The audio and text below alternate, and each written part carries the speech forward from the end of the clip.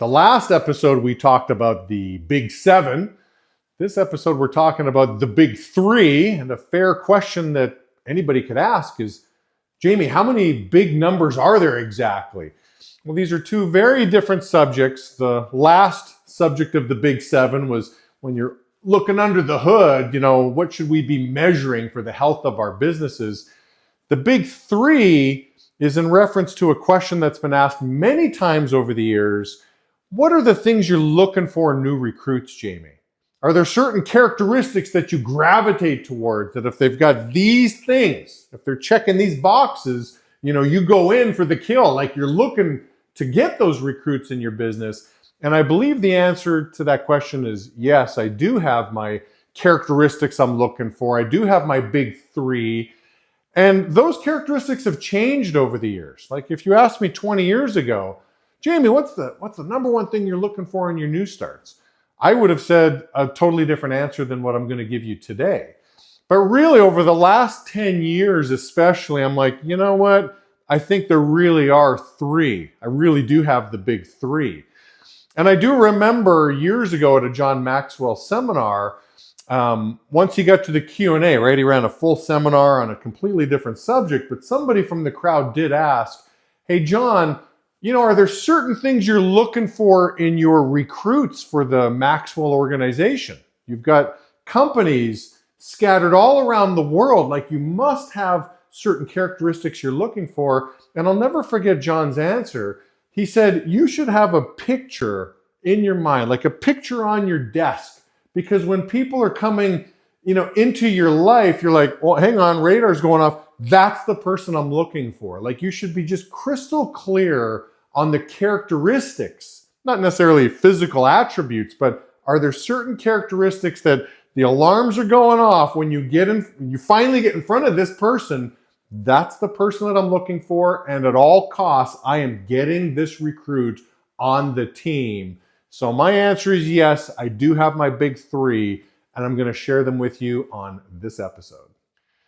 So if you ask the master, okay, when I say the master, Tony Robbins is one of those masters. This guy is brilliant. If you haven't subscribed to Tony Robbins literature, whether it's his books or his podcasts, man, this guy, if you're arguing with Tony Robbins, it's only because you're wrong. So in some of his latest books, especially when it comes to money, right, he's really been attracted to the topic of money and wealth creation ever since the Great Depression of 2009, right? So in these latest books, he interviews, I believe in this book here, The Holy Grail of Investing, he interviewed 50 self-made billionaires.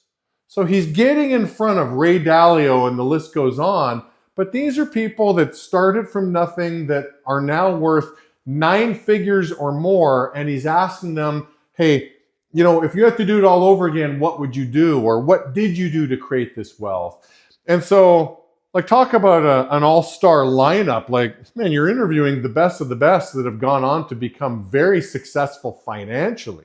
And he'll do this with health and all kinds of categories. I mean, Tony Robbins is a student of life, not just money, but he wants to know everything. Like, what are the attributes that make people successful? And he would say the number one thing, if you sat down with Tony, what's the number one thing, Tony? What's the one thing that all the greats have in common? The one thing that sticks out to Tony is hunger. They've got to be hungry. Now, it doesn't necessarily mean you've got to be poor, right? Like he talks about how even people that are super successful still have this hunger to do more. He uses Richard Branson as an example that, becomes very successful in one industry, is still hungry and takes that hunger into another industry and creates another massive business.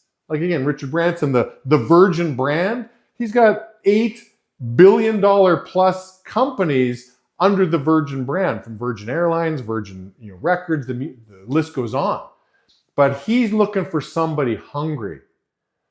First time I met Patrick Bet-David was in an interview, and I get asked all the time, like, was there something that stuck out about Pat? Man, I knew Pat was going to go on to be successful because in his big eyes staring at me, I always say he was like looking into my soul. You could just tell this guy is hungry. He is ferociously hungry. He wants to be successful.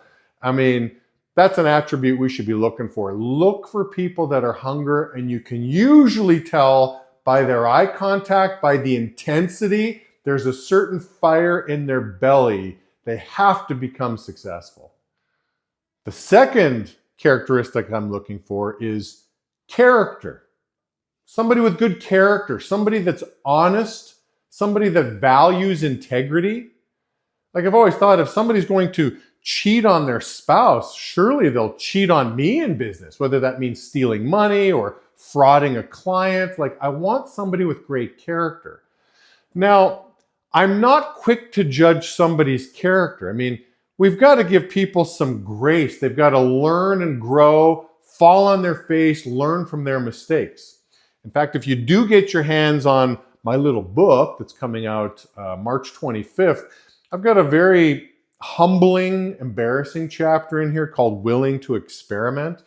And I talk about just a really poor character decision that I made and how I grew from that. So it's okay. Obviously, we all can take a good look in the mirror and say, we've all had shoddy character at some point in time in our lives. I'm looking for somebody who values character, that wants to grow, wants to get better, isn't satisfied with where they're at, and somebody that I can really trust, somebody that I can develop a friendship with, a business relationship with.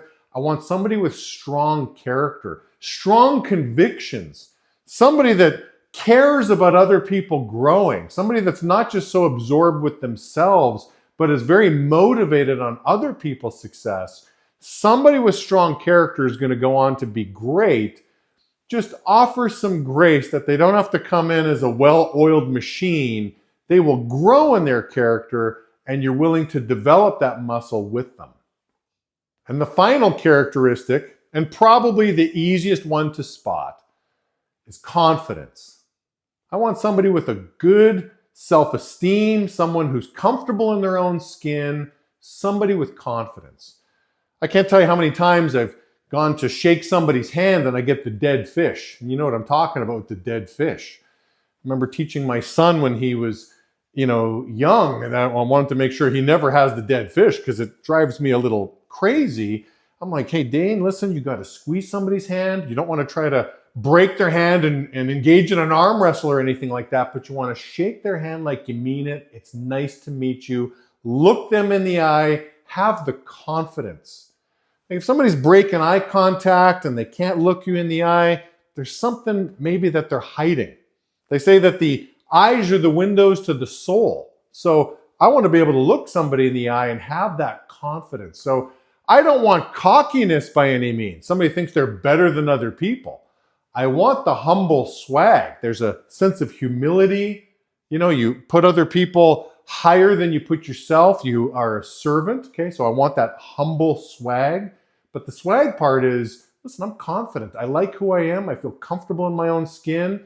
That confidence is a key attribute. So hunger, thanks to Tony Robbins, great character, and let's develop that character, and confidence. If I come across somebody that's got those three characteristics, it is my job to make sure that I do everything I can do. And that sometimes means, hey, bring other people into the mix to help try to recruit this individual, but that person's going to go on to be a huge winner inside or outside of our company. I want those three things. So I hope you enjoyed the big three.